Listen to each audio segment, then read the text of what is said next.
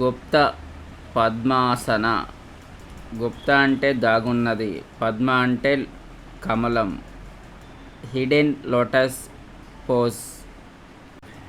ఎలా చేయాలి? రెండు కాళ్ళని చాపాలి.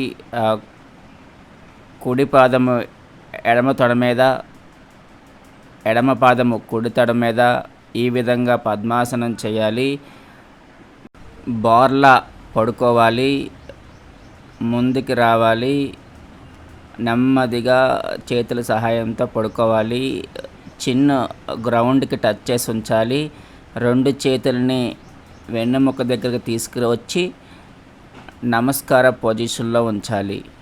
ఈ విధంగా సహజ శ్వాస 1 2 3 4 5 6 7 8 9 10 11 12 13 14 15 15 14 13 12 11 10 9 8 7 6 5 4 3 2 1.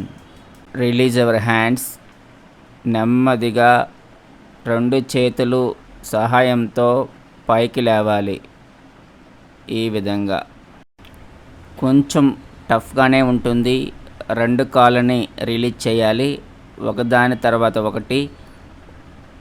ఉపయోగాలు: stability and emotional balance develop అవుతుంది. ఎవరు చేయకూడదు? మోకాళ్ళు నొప్పులు ఉన్నవారు చేయకూడదు. సివియర్ బ్యాక్ పెయిన్ ఉన్నవారు కూడా చేయకూడదు. గురుభ్యో నమః.